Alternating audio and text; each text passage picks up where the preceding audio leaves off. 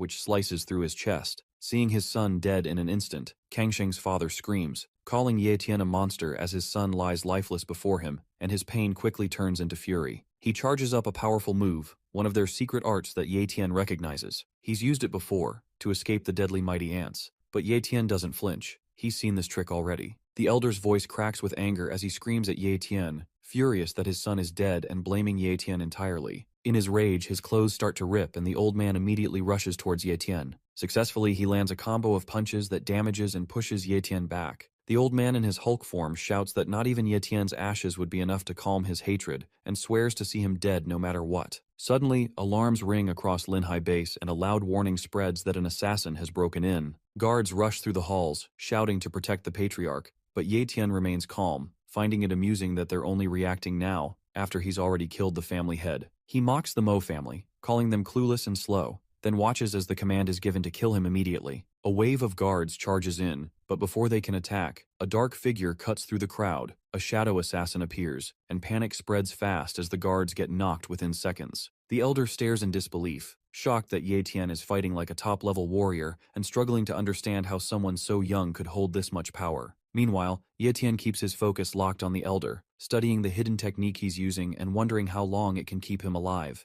The elder's fury grows with each passing second, and a battle continues with swords. But far from the battlefield, another young leader watches the fight quietly. Seeing Ye Tian's strength, he wonders if the Mo family brought in outside help. His guard Elder Z offers to step in, but the young master shakes his head. He prefers to wait and watch how this plays out on its own. Chang Qing shouts in frustration, shocked by Ye Tian's incredible speed, because every strike he throws is blocked with ease. Ye Tian dodges again, and Chang Qing starts to realize this fight isn't going his way. The old man begins to panic as maintaining the secret art is draining his energy fast, while Ye Tian doesn't even look tired. As the pressure builds, Chang Qing considers calling for help from the Lin family while his technique still holds. Ye Tian stays calm, mocking him and urging him to keep going. In desperation, Chang Qing throws a smoke bomb and disappears into the haze, hoping to buy time or escape, but Ye Tian stays right on his tail. No matter how fast the old man moves, he can't shake him off, because Ye Tian's high-tier speed talent keeps him close and matching every step. Chang Qing curses under his breath, realizing he hasn't made any distance at all. With no choice left, he turns to face Ye Tian again. Ye Tian smirks and steps forward, ready to continue the fight, because whether the old man runs or turns back, Ye Tian is more than happy to keep going and finish what was started. Chang Qing feels his strength fading as his secret art reaches its limit as he trips and falls down. He knows this is the end for him and for the Mo family. Ye Tian prepares to strike the final blow, declaring it is time for him to meet his end.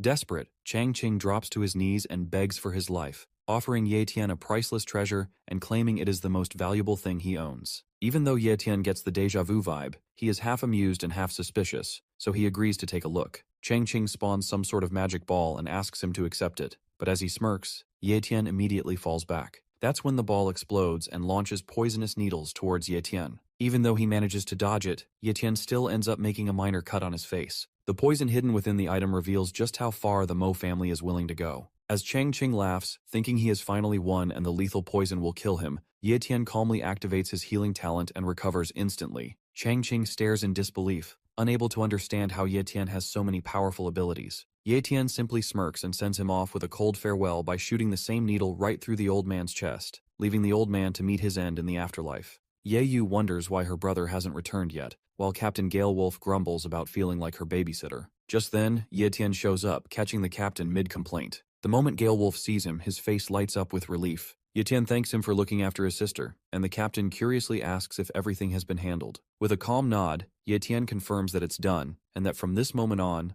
the Mo family no longer exists in the Linhai base. Gale Wolf reacts with surprise at how ruthless that sounds, though he's clearly impressed. Ye Tian checks to make sure Ye Yu is safe and that no assassins have gotten to her, and he's relieved to hear she's resting peacefully after being given a tranquilizer. With that settled, they decide to leave the cold rooftop and head back inside. As they walk, Ye Tian shares that he wants Ye Yu to begin cultivating. The idea catches Gale Wolf off guard, but Ye Tian asks if there's any way for regular people to improve their strength quickly. Gale Wolf laughs a little and explains that there's no shortcut like that. Real improvement only comes through heavy financial investment, which is exactly what powerful families rely on. Ye Tian is surprised by how simple the truth is. Before parting ways, the captain suggests Ye Tian go check on Ye Yu, who's resting in the bedroom upstairs. Ye Tian nods and heads up to see her. The moment she sees him, Ye Yu runs into his arms, overwhelmed with relief. She had been terrified he might not return, but now that he's back, she clings to him, her emotions pouring out. Ye Tian gently assures her there's nothing to fear and promises he'll always stay by her side. Though still emotional, Ye Yu questions whether he means it, but he gives her his word without hesitation.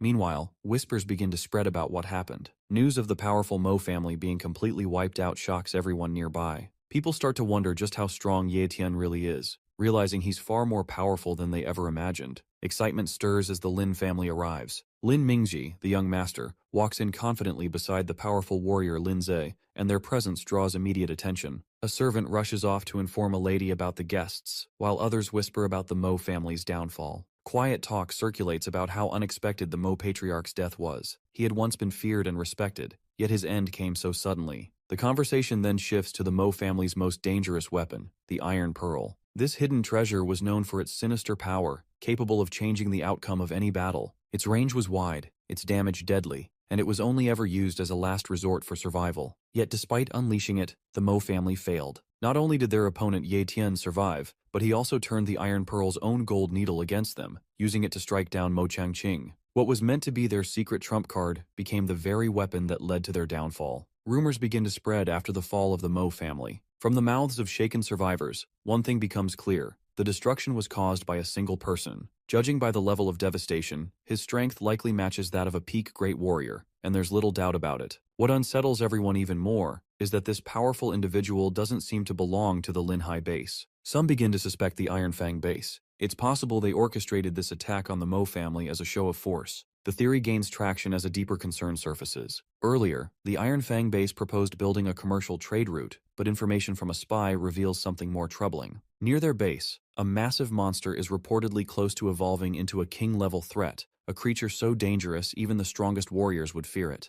If that happens, the Iron Fang base may not survive. That means this so-called trade route could just be a disguised migration path, an escape plan in case their base falls. If both bases, Linhai and Iron Fang, end up merging, it won't be a simple union. Leadership and influence will likely split between two factions, one representing the old power structure and the other bringing in new strength. At that point, even the Lin family won't be able to fully speak for itself. It will just become a symbol controlled by whichever side takes the lead. Seeing an opportunity in the Iron Fang base's sudden show of force, the Lin family decides to act swiftly and use the situation to their advantage. Orders are issued, and Elder Z is quick to respond. He plans to personally deliver letters to all major families, inviting them to claim and make use of the Mo family's abandoned resources. Meanwhile, Ye Tian reveals a large stash of powerful elixirs. The sheer number shocks everyone, and Captain Gale Wolf believes they are worth more than entire estates. Ye Yu, overwhelmed by the value, questions her brother's decision and urges him to return them before getting scammed, but Ye Tian confidently assures everyone that the elixirs are real and incredibly valuable. To prove it, he hands one to Ye Yu. After taking it, she lights up in surprise, immediately feeling its effects. The mood shifts, and any doubts quickly fade as the true power of the elixirs becomes undeniable. Ye Tian prepares to leave once more, this time setting his sights on the Thousand-Leaf Forest. He explains that something important is waiting for him there. With monsters becoming more dangerous, the Iron Fang base has started moving more people into Linhai base for safety, and the situation is growing more serious. Even the two grandmasters are struggling to keep the monsters at bay. Ye Tian knows that if their defenses collapse, it could spell disaster. So for him, getting stronger isn't a choice, it's a necessity. Ye Yu, still emotional from his recent return, finds it hard to accept that Ye Tian is leaving again so soon, but he stands firm,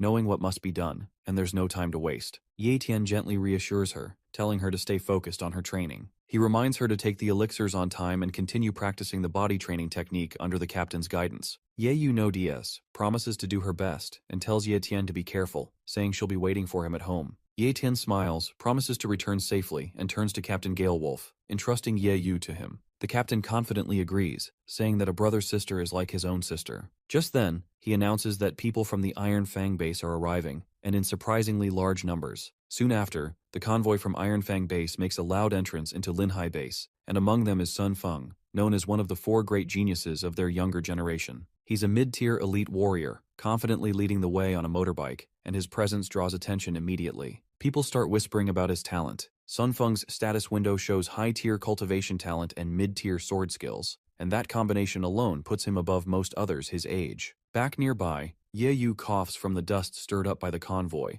and grows annoyed by how flashy the entrance is because it all feels like too much. Ye Tian shares her unease, admitting that something about this situation gives him a bad feeling. Still, he stays calm and tells them it's time for him to head out. Ye Yu, worried but understanding, tells him to be safe. After that, Ye Tian turns away, ready to face whatever comes outside Linhai base. He steps into the thousand-leaf forest, scanning the surroundings. The place looks dry and lifeless at first glance, nothing like what its name suggests, but Ye Tian stays alert, looking for signs of the creature he's after. Soon, he notices a massive footprint on the ground. Judging by its size and depth, it likely belongs to a black wolf panther, a beast known for its incredible speed, and finding it could help Ye Tian improve his own speed talent. Just then, a powerful wave of energy ripples through the air. It's intense and clearly coming from a nearby clash between monsters. Sensing a rare opportunity, Ye Tian quickly moves toward the source. As Ye Tian arrives, he sees two gold dragon panthers in front of him, a rare mutated breed far stronger than the black wolf panthers. They are so fast that their movements blur, clearly possessing apex-tier speed talent, exactly what Ye Tian is after. Their opponent is just as surprising, a massive gorilla radiating pure strength. Its aura suggests it is a high-tier monster with fighting power equal to a peak great warrior. Despite their speed, the two panthers struggle against the gorilla's brute force. Ye Tian watches closely, weighing his options, knowing that copying a talent in the middle of a fight this intense won't be easy. One wrong move could draw attention or worse, put him in serious danger. Soon, Ye Tian sees a small golden panther running toward him. It is just a baby, shining like gold, and suddenly it speaks in his mind. The little one says it wants to be his servant and offers Ye Tian its light of spirit to form a bond. Ye Tian checks its stats. It is a rare gold dragon panther with amazing talents, including extremely fast speed, strong stamina, and a bit of healing. The little panther says its parents are in danger and its mother is about to give birth to another baby. The baby panther begs Ye Tian to save them. After hearing this, Ye Tian agrees and gives it a name, Little Jin. As soon as they form the bond, Ye Tian feels a powerful energy enter his body. He copies the baby panther's top-level speed talent and fuses it immediately. With Little Jin now his pet and his speed greatly enhanced, Ye Tian gets ready to jump into the fight and save the baby's parents. Ye Tian decides to step in, feeling confident after receiving Little Jin's powers. Since the young beast trusts him so much, it only makes sense for him to help. He quickly checks his status. With high-tier cultivation, apex-level speed and healing, solid sword and strength abilities, and even a bit of shadow talent, he's more than ready. Ye Tian observes the giant gorilla, looking for an opening. Instead of charging straight in, he calmly targets its weakness, its eyes. That's where Ye Tian strikes first. After the attack, the gorilla stumbles backward, letting out a loud roar of pain. Its body sways, arms flailing, and then it crashes to the ground with a heavy thud. The two panthers, including Little Jin's parents, look surprised. They growl and step closer to Ye Tian, clearly tense and protective. Little Jin quickly runs ahead, meowing loudly to explain that Ye Tian isn't an enemy. Ye Tian stays calm and knows the mother panther is injured and possibly close to losing her unborn cub. Gently, he takes out a healing pill and places it near her, speaking softly and assuring her it's safe and meant to help. Little Jin meows again, and after a brief pause, the panther cautiously takes the pill. A soft meow escapes her after swallowing it, more peaceful now, as if she understands. Ye Tian watches closely, hoping the medicine starts working soon. Little Jin then tells Ye Tian that her father also needs help, and Ye Tian immediately understands, offering the father a healing pill as well. Little Jin thanks Ye Tian with a happy smile. Suddenly the injured gorilla begins to move, trying to escape, but Ye Tian notices the panthers aren't letting it get away. With so much speed and strength on their side, there's no way the three apex-tier speed talents can't bring down this high-tier monster. Little Jin proudly jumps in and reminds Ye Tian that it's not just 3 fighters. She's learning to fight too and wants to help. Ye Tian smiles and agrees, saying she's right and it's 4 now. Moving ahead, Ye Tian dashes forward, surprised by how fast his new apex-tier speed talent really is. It's almost too fast to control, but he adjusts quickly and stays focused. He then switches to his strength talent, landing a full power blow on the gorilla. Meanwhile, the panthers start biting off the gorilla's tough skin. That's when Ye Tian charges up and punches the hell out of the gorilla. Surprisingly, the gorilla immediately stands firm and tries to attack Ye Tian, but he dodges. Even with that powerful hit, the beast doesn't die because its body is incredibly tough. There, we see Little Jin in his insane mode. The kid immediately charges up and launches himself towards the gorilla, aiming at his head. Impressively, that attack beheads the giant gorilla. Little Jin then runs up beside Ye Tian and looks around with wide eyes, asking if they've won. Ye Tian nods and says they did because the gorilla is finally down. He then glances at the 2 panthers, a bit amazed, because he never thought he'd be fighting side by side with magical beasts. But before he can relax, he notices something worrying. The female dragon panther is hurt. Little Jin rushes to his mother in a panic. The intense battle must have hurt her internally, and she's clearly in pain. Jin calls out to her again and again, worried and unsure of what to do. Ye Tian quickly kneels beside them. Thankfully, he always carries healing medicine for emergencies like this, and without wasting any time, he takes out a special pill meant to heal internal injuries and gently offers